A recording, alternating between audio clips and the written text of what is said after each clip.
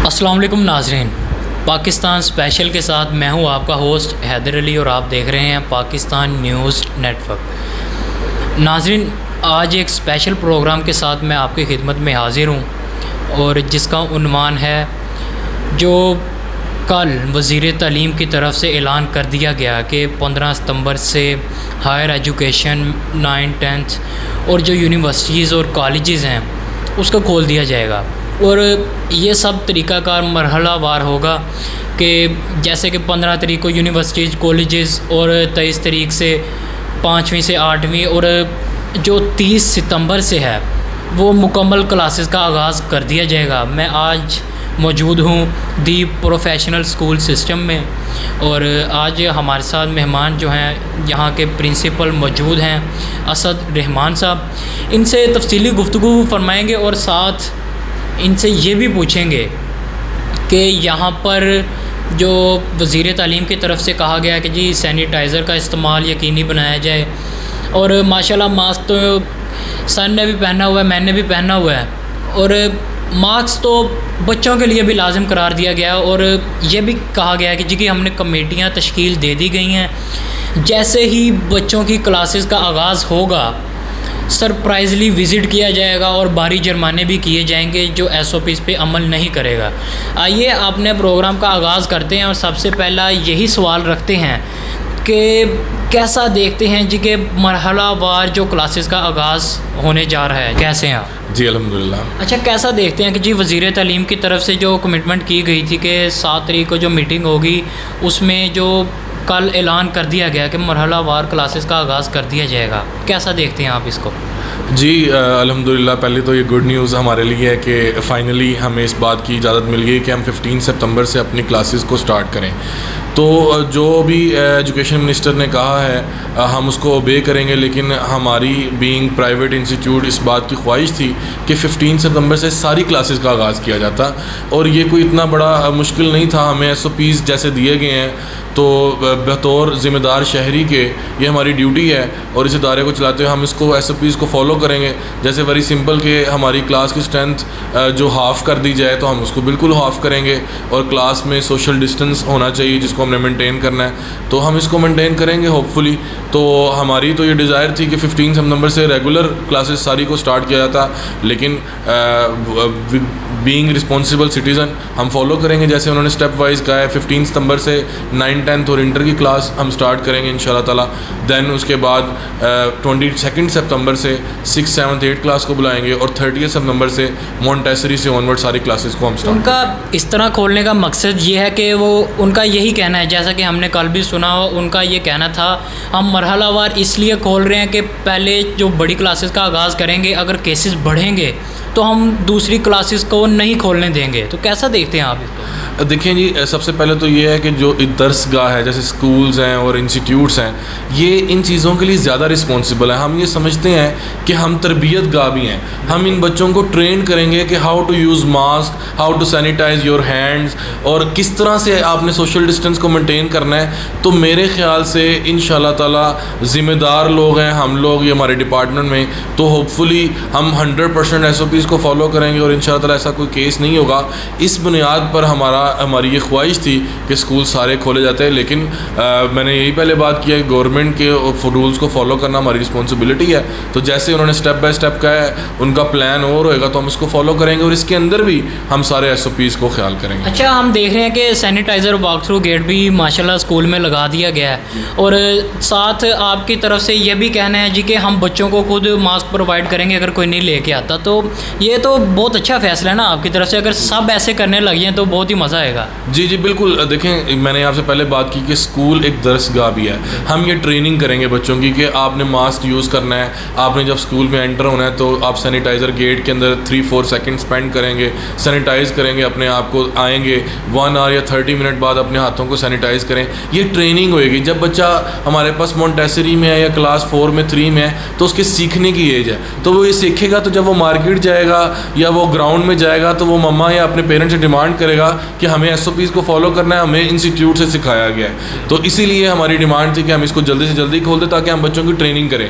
तो इंशाल्लाह इस पैंडेमिक के अंदर हम बच्चों को ट्रेन करेंगे, तो वो इस सिस्टम को अंदर, क्योंकि हम सबको इस पैंडेमिक के थ्रू गुजरना पड़ रहा है, तो SOPs को हम सब ने फॉलो करना है, तो बच्चे जल्दी सीखते भी हैं, तो इंशाल्लाह हम इनको सिखाएंगे। अच्छा, प्राइवेट स्कूल एसोसिएशन की तरफ से यही कहा गया जी कि 15 सितंबर को सारे स्कूल खोल दिए जाते और सारी क्लासेस का आगाज़ कर दिया जाता।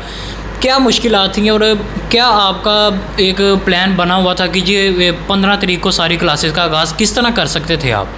जी देखें, सबसे पहले तो यही है कि आपको बताऊं कि बच्चों की एजुकेशन का बहुत ज़्यादा लॉस हुआ है, ये हमारा फ्यूचर है। तो एजुकेशन हर नेशन की प्रायोरिटी होती है कि हमने अपने बच्चों को तालीम देनी है, तालीम से ही इनका फ्यूचर बेहतर होएगा।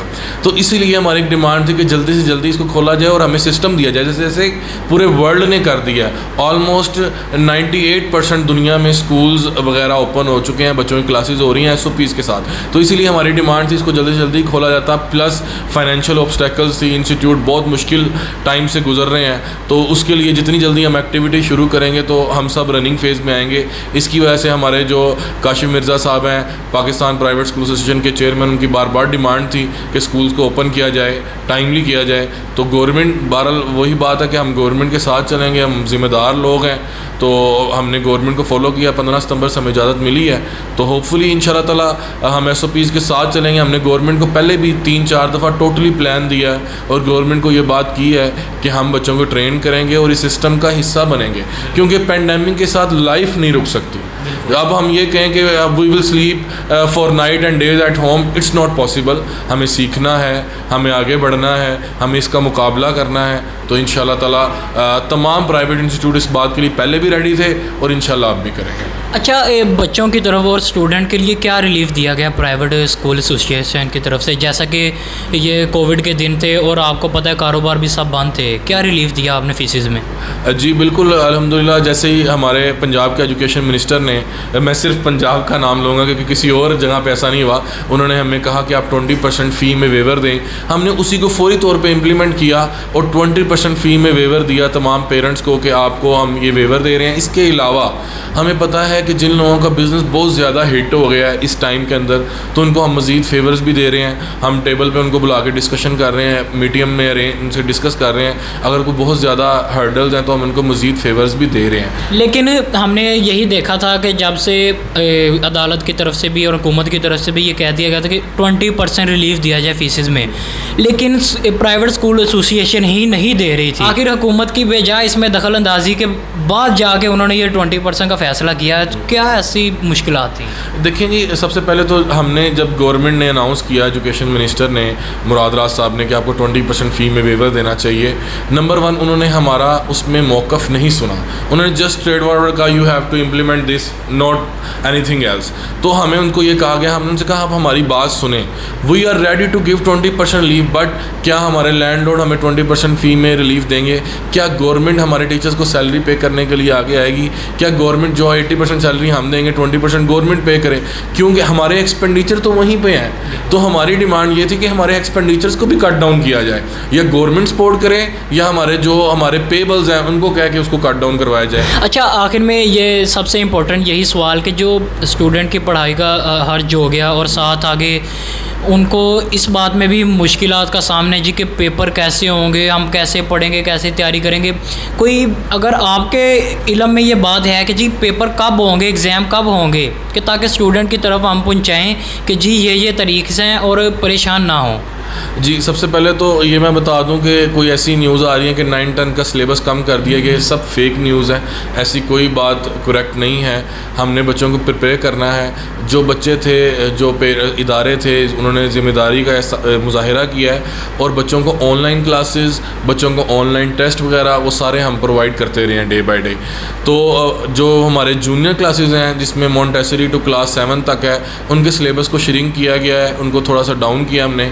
और वो चीज़ें जो उनकी क्लास के पढ़ाने के लिए लाजमी है, जिन बच्चों को सीखने के लिए लाजमी है, उनको हमने ऐड किया है। इंशाल्लाह ताला जो हमारे पास 6 मंथ है उसको पढ़ाएंगे, और एग्ज़ाम डेट अभी तक वही है जो लास्ट होती है, उसमें कोई चेंज नहीं किया गया।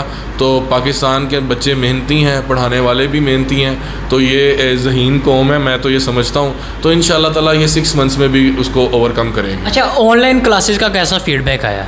जी, ये थोड़ा सा इशू है। हम लोग अभी हम डेवलपिंग नेशन है, हम डेवलप कंट्री तो है नहीं है। दुनिया के अंदर बहुत ज़्यादा ऑनलाइन क्लासेस हो रही हैं, इस सिस्टम को बहुत ज़्यादा फॉलो किया जाता है, लेकिन पाकिस्तान में ये पेंडेमिक की वजह से शायद कई लोगों ने पहली दफ़ा देखा, तो हमें उनको ट्रेन करने में, हमें उन्हें गाइड करने में काफ़ी हर्डल्स हुई, और कहीं पे लैपटॉप या इंटरनेट की फैसिलिटी भी थोड़ी कम थी, लेकिन हमने उसकी कोशिश किया, लोगों को प्रोवाइड किया, लोगों को एजुकेट किया, तो उसके बाद ऑलमोस्ट 50% के लोगों ने ऑनलाइन क्लासेस ली। अभी भी 50% लोग इस बात पे नहीं हैं, वो ट्रेडिशनल सिस्टम पे आना चाहते हैं। तो होपफुली जैसे जैसे ये मुल्क आगे बढ़ेगा, लोगों की जो सोच है वो भी तब्दील होगी, और इंशाल्लाह ऑनलाइन क्लासेस का फ्यूचर आगे ही है। और मैं ये समझता हूँ ये आजकल के जो लाइफ है, ये सोशल मीडिया और ये जो सॉफ्टवेयर वाली लाइफ है, तो हमें इसके अंदर ऑप्ट होना चाहिए, और इंशाल्लाह होंगे भी। अच्छा, पेरेंट्स के लिए आखिर में क्या पैगाम देना चाहते हैं आप? जी, मैं ये ज़रूर कहना चाहता हूँ पेरेंट्स को और तमाम इंस्टीट्यूट को, चाहे गवर्नमेंट है, प्राइवेट है, इस टाइम हम इस पेंडेमिक से गुजर रहे हैं, तो हमें बहुत ज़्यादा रिस्पॉन्सिबिलिटीज़ को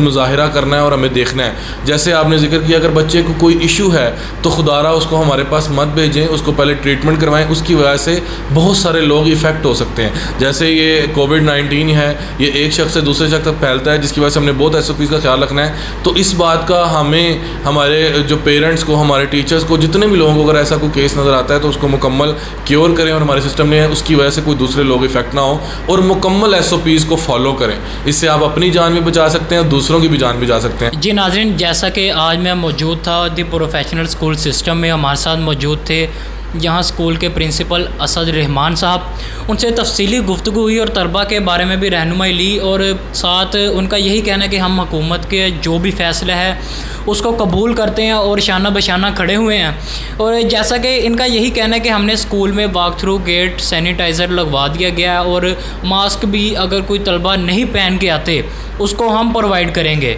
स्कूल की तरफ से।